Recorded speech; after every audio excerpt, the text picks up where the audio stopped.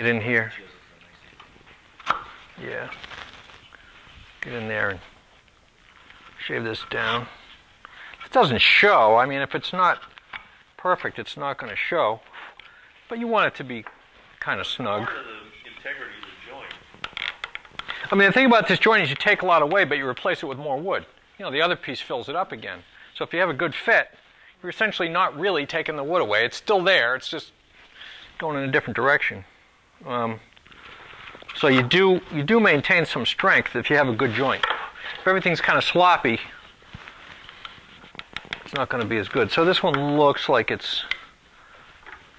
I'm going to be able to drop it down. There we go. Right? So now, this piece is sliding down onto this piece. Like so. So I've made a slot for this fin in here to slide into. So it's stopping it. It's not quite halfway yet because my little part that's going to be mitered is stopping it. Right? So all you have to do is the pseudo miters. Yep. So now the only thing preventing it from going is the part that's going to be mitered. So now I'm going to chop out the part that's going to be filled up with my miter coming up this way. So I'm going to chop 2 notches in it. You know, these 2 notches on the outside, right? I'm going to chop those so that I can mark it against this, and that'll come up and fit. So what I do is, what I did was I picked a point midway between a central line down the middle. Essentially, that's where I'm going to shoot to hit my miters at. So I'm going to mark that, and then, and I'll show you in a second.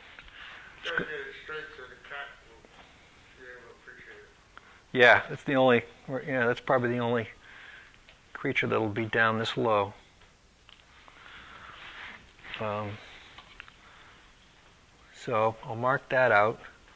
You want to cut these a little on the shallow side, just in case the piece that's coming up to meet it doesn't go all the way to the bottom of your dado. Otherwise, you're going to have a little gap at the end of your miter. And I think this one is.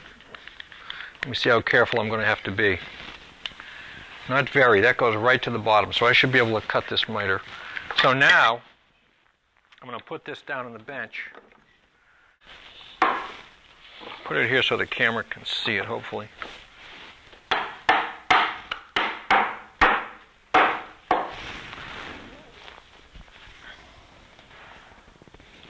I'm going to make a little notch in the middle to go to.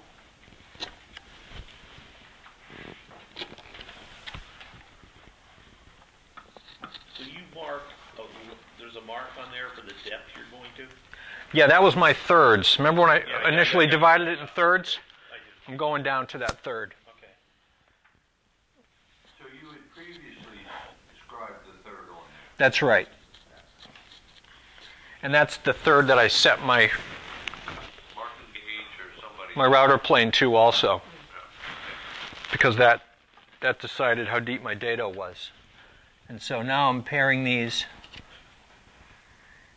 In order to ensure a really good fit, I might tend to tilt my miter in a little bit so that the line I mark is actually going to be a little fat. But I did that in the real one that is out there now, and I kept adjusting it and adjusting it until it was straight again. So I'm actually going to just try to make these perpendicular. So there's one.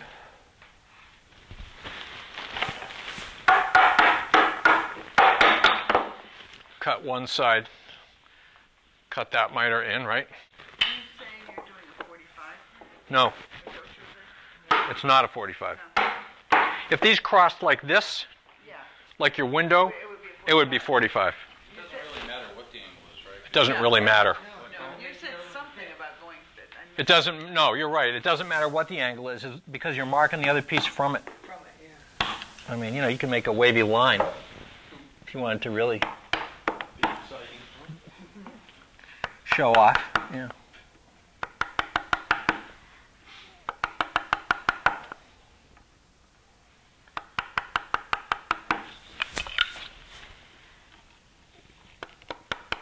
might want to make a practice one of these.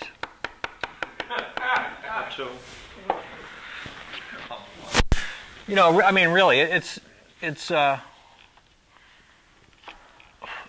got to kind of wrap your head around how it works and figure out what you need to, what's important and what isn't as important as far as, you know, laying out the joint and stuff, because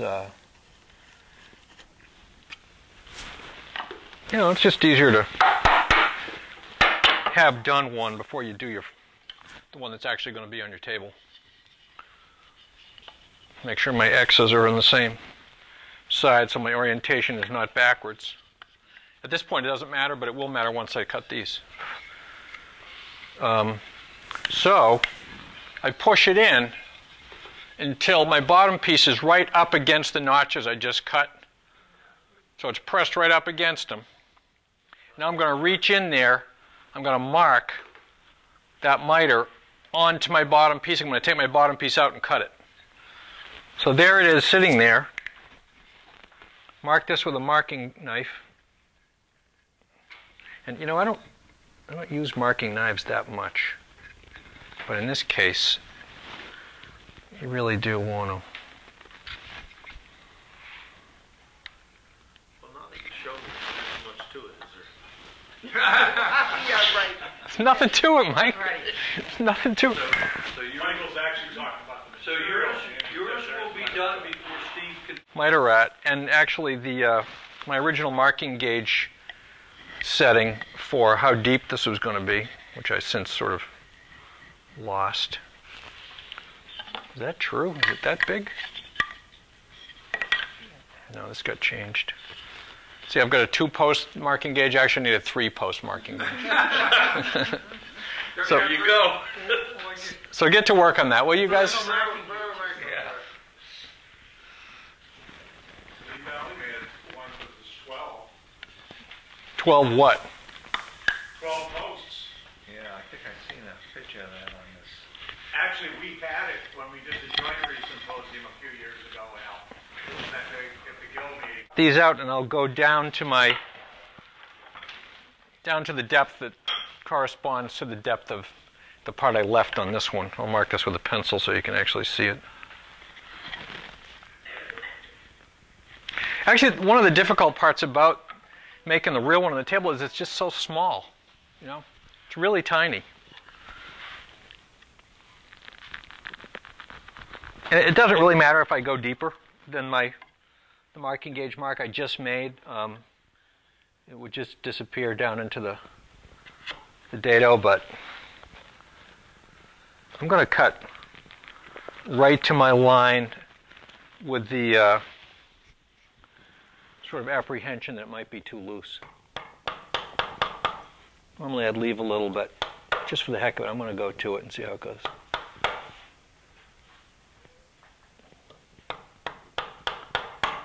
Like that.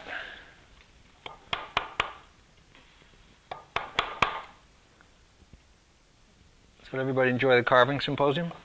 Yeah, I wish I could have had 2 days of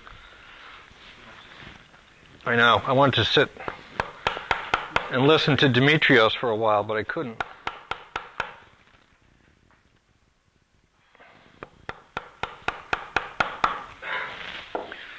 Okay, so I chopped that down. Now I could theoretically make a shoulder at my marking gauge line of the depth. You know what that's going to give me if I make a nice perfect shoulder? It's one more gluing surface. If I go below it, they won't touch. The two underneath surfaces won't touch, and I'll lose that possibility for another gluing surface. The advantage to going below it is you know it's going to fit, nothing's going to get in the way. But let's see if we can do it right on the money, just for argument's sake here. Like that. X. Oh, someone's trying to email me. That goes that way.